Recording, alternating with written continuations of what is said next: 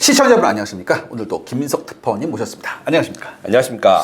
계속해서 이제 올 초부터 작년 말부터 올 초에 나왔던 얘기가 이제 캐나다 잠수함 사업 얘기가 나왔었고요. 우리 해양 무기 쪽으로 그다음에 KDDX 얘기가 계속 나왔습니다. 근데 지금 캐나다 잠수함 사업이 지금 최종 후보로 우리나라하고 독일하고 좀 올라갔습니다. 현지에서는 독일이 우세하다더라. 뭐 이런 얘기도 좀 나왔었고요. 그다음에 아니다. 아직 우리도 충분히 가능성이 있다. 그 다음에 지난번에 캐나다 총리가 와서 굉장히 좋은 메시지를 우리한테 주고 갔다 이런 얘기가 있거든요. 지금 현재는 어떤 구도인가요? 토끼와 거북이 경주에서 네. 막판 스포트 상황이다. 아...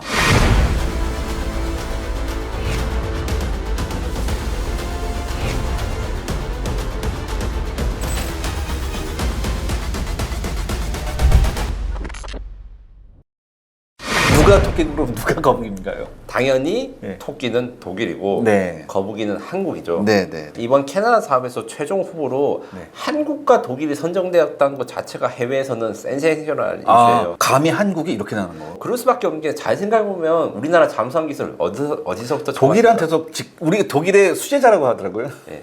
독일 입장에서는 독일 아마 안 할 거고 수제자보다는 배신자 이렇게 할 건데 네. 말씀하셨다시피 독일로부터 209급 잠수함을 수입하고 자체 건조하면서 쌓은 기술력으로 이제 독일을 위협할 수 있게 네. 됐다. 네. 이거 자체가 해외에서는 굉장히 쇼킹한 뉴스였습니다. 아. 그러니까 우리나라 매니아 분 입장에서 우리 잠수함 기술 알잖아요. 네. 해외는 그 몰라요. 나오기 전까지는. 아. 이제 토끼가 지금 잠을 자고 있다가 네. 최종 협상 대상자로 한국이 선정되니까 네. 깜짝 놀라서 막판 스퍼트를 위해서 토끼가 힘을 풀고 달리는 상태이기 때문에 그러면 토끼가 달리기 시작하면 무섭게 달리잖아요, 사실. 예, 그쵸. 네. 그래서 지금 거북이 입장에서는 얘가 조금만 더 늦게 일어났으면 좋겠다라고 후회하는 상태가 솔직히 맞습니다. 그래서 결합은 몇 대 몇이라 하면 저는 아직도 5대5라고 5대5로. 우리가 보통 이제 무기체계 도입 사업을 할 때 성능이 굉장히 중요하잖아요. 캐나다 평가 기준서 보니까요, 성능이 고작 20%입니다. 그리고 나머지 가장 큰 덩어리가 뭐냐면 이 MRO 유지 보수가 무려 50%가 나옵니다. 게다가 여기에서 플러스 알파로 붙는 옵션이 또 있습니다. 요 옵션 뭐냐면은 정부에서 원하는 건데 현대차 공장을 잠수함 패키지하고 묶어라. 이게 과연 이 사업에서 남을까? 이런 생각도 좀 들거든요. 어떻게 생각하십니까? 방위사업은 정말 노다지고 남는 장사입니다.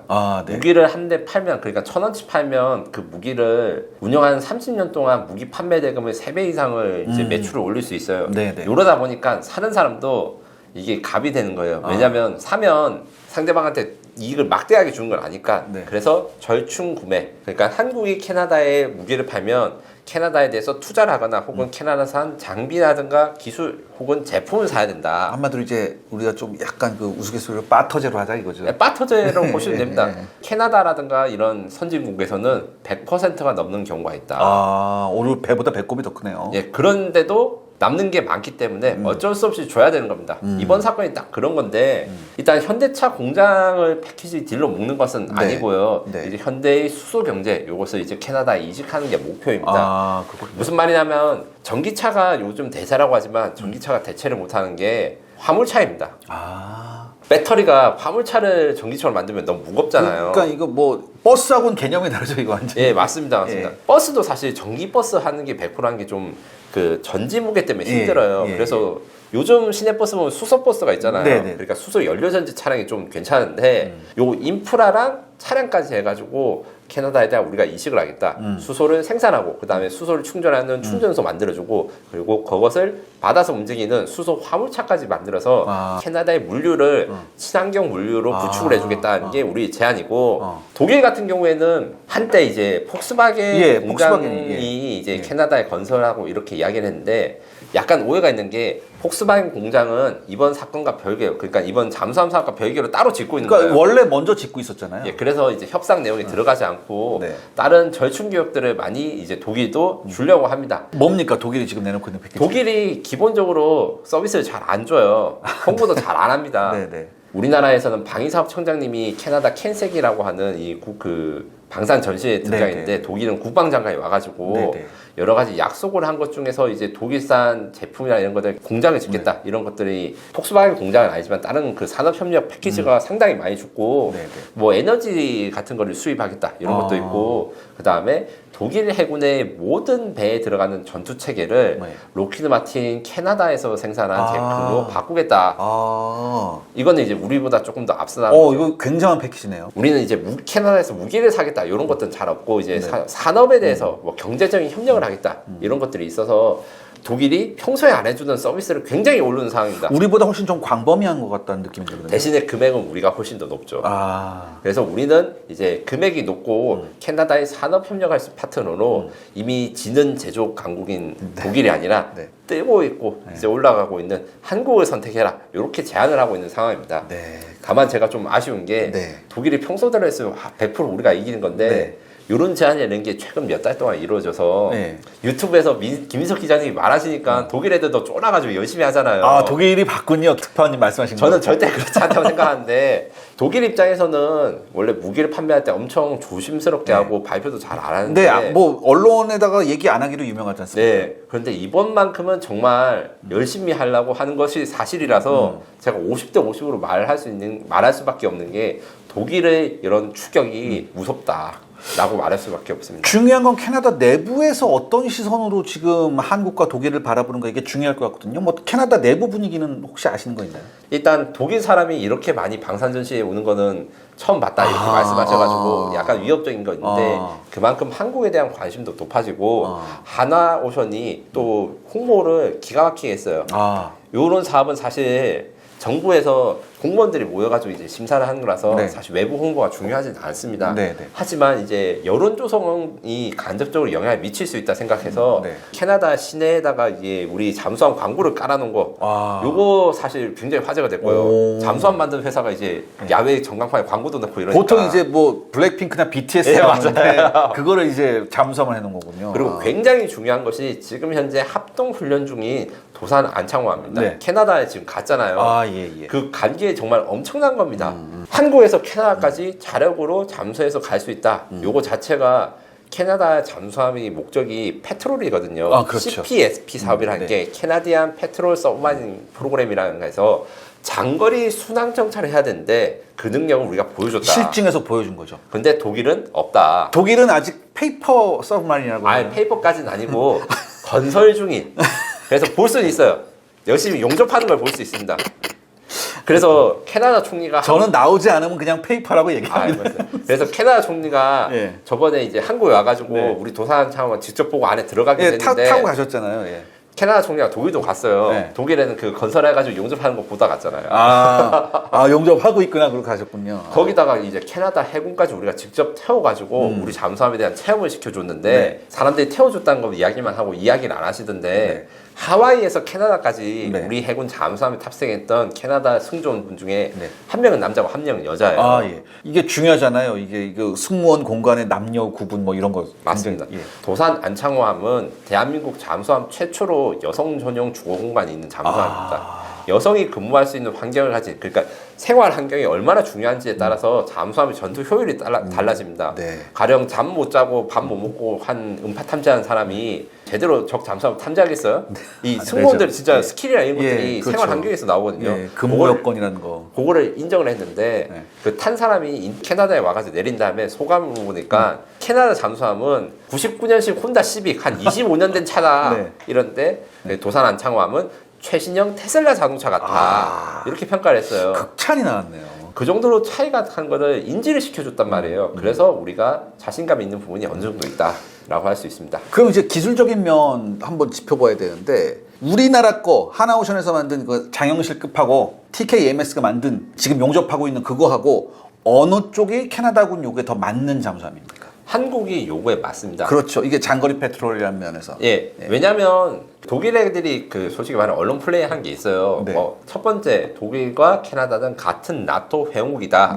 나토의 훈련을 공유하고 합동 훈련도 했지 않느냐. 같이 북대서양을 지키자. 제발 사줘. 뭐 이런 건데 우리가 나토 규격을 안 지키나요? 우리가 사실 미국하고 우리가 동맹을 맺으면서 우리 모든 무기 체계가 나토 표준 체계 아닙니까? 네, 그 점이 있고 네. 실제로 이번에 훈련에서 도산 한창호 잠수함이 그 캐나다 해군과 교신에도 성공하고 네네. 합동 훈련하면서 합동 운용성을 증명을 했거든요. 아, 예, 예. 그런데 이제 독일에서는 이제 자기네들은 원래 더 캐나다는 친하다 이거죠. 아. 이렇게 말을 한 게 있고 아, 우리가 남이가 이렇게 되는 거죠 지금. 그리고 이제 한국은 중위도 지방의 잠수함이고 독일의 TKMS 212CD 잠수함은 노르웨이랑 독일이 공동 개발하거든요. 북해다. 뭐 네, 북해다. 우리가 더 북쪽에 있는 잠수함이다. 극지방 전용이다. 네. 예. 근데 여기 함정이 있습니다. 예. 독일과 노르웨이 해군의 잠수함이 북쪽에 고유도인 건 맞는데 거기는 빙하가 없어요. 네. 북해 아, 그리고 바다가 넓지도 않습니다. 네, 네. 거의 아니 좀 좁잖아요. 예, 예. 서해안보다 조금 예. 크나 뭐 모르겠어요. 그 북해라는 네, 게 네. 그 아주 근접해 있는 러시아 잠수함과 러시아 영해에 들어가는 거기 때문에 단거리 작전, 그 다음에 빙하가 없는 작전에서 한 거기 때문에 우리 장구구스리가 이런 혹한지나 이런 것에는 훨씬 더 이제 더 증명할 수 있는 방법이 크고 이미 북극 지역에서 작전을 위해서 우리 성능계랑 업그레이드 패키지가 제한되어 있습니다. 네. 그리고 이제 무엇보다 더 중요한 게 크기가 더 크죠. 아 크기가 우리가 훨씬 더 크죠. 예, 212시드는 약 2,800톤, 그리고 우리 장고스리 도산한 창업급 배치2는 3,600톤 그렇죠. 이렇기 때문에 잠수함이 체급 차이가 난다는 거는 단순히 이제 무기를 많이 싣거나 이런 게 아니라 더 좋은 센서를 달거나 아니면 더 오래 작전할 수 있다. 이게 있고 사고가 났을 때도 조금 더 안전할 수 있다. 튼튼하다가 있습니다. 다만 독일이 주장한 걸로는 212CD 잠수함이 스텔스 잠수함이다. 아, 뭐 그런 얘기가 있더라고요. 그래서 네. 뭐 음파 탐지나 이런 거에 특화돼 있다는 얘기를 하거든요. 예, 그 어떻게 보세요, 기술적으로? 기술이 진보된 건 맞아요. 네. 그 뭐냐면 이제 잠수함 원래 측면이 동그라야 되거든요. 근데 이게 약간 이렇게 돼서 이렇게 딱 되더라고요. 그게 스텔스의 원리를 네. 그대로 했는데 단점이 있습니다. 네, 뭔가 스텔스기가 이렇게 각지게 생긴 거는 네. 전파를 완전히 흡수하는 게 아니라 난반사시키기 위해서. 아니, 특정 각도로 네. 저기랑 나랑 0도에서 맞붙을 네. 때는 거의 안 보이다가 네. 3도, 7도, 6도에서는 잠깐 이제 네, 나이대로 그렇죠. 전파가 튀는데 예, 예. 정 레이더한테 갑자기 RCS가 튀면 네. 아 이거 약간 오름갑다 하면서 넘어가는 게 있잖아요. 네네네. 음파는 그게 잘 될지 모르겠습니다. 아, 그래서 음파. 잠수함 위치를 제대로 알아야지 212CD 잠수함의 그 각진 스텔스 설계가 효과를 잘 발휘하는데 과연 그럴까? 전파와 음파는 엄연히 그 물리적 특성이 다르죠. 그리고 독일도 처음 시도해 보는 겁니다. 아, 이게 시도가 잘 될 수도 있죠. 독일에서 이게 테스트 베드 아니에요, 솔직하게? 맞습니다. 네. 그래가지고 독일이 잘 될 수도 있죠. 독일이 뭐 기술이 나쁘다는 건 네, 아닙니다. 네, 네. 이 부분에서 우리가 앞서간 건 맞는데 검증이 안 돼 있다. 캐나다가 네. 원하는 건 지금 검증된, 그러니까 요구서에 나와 있잖아요. 검증된 거라고. 특히 지금 제가 잠깐 이야기를 했지만 지금 캐나다 해군이 사용하는 네척의 빅토리아급 잠수함은 옛날에 어폴더라 해가지고 영국 해군이 썼던 건데 한 4, 50년 됐어요. 네. 우리 209보다 더 오래된 잠수함입니다. 네. 빨리 대체를 해야 되거든요. 근데 독일 잠수함은 납기도 느리다. 우리는 하나오션과 현대중공업이 원팀을 맺어가지고 그 양쪽의 도크를 사용해서 아주 빠르게 공급할 수 있다. 그걸 네. 제안하고 있는 거죠. 네. 그래서 결론적으로 봤을 때는 저는 우리나라 잠수함이 훨씬 더 우수하다고 생각합니다. 그리고 이제 마지막으로 하나 짚어야 될 거. 우리가 독일 잠수함 몇 척을 샀죠? 우리 독일에서 여러 척 샀잖아요. 18척. 18척. 예. 예. 물론 이제 현지 뭐 건조하고 이렇게 이거 있는데 직도입한 건 몇 척 안 되지만 네. 그럼에도 불구하고 전체 이제 라이센스까지 합하면 굉장히 많잖아요. 예. 우리가 그 독일 잠수함 특성을 잘 압니다. 어떤 특성이 있냐?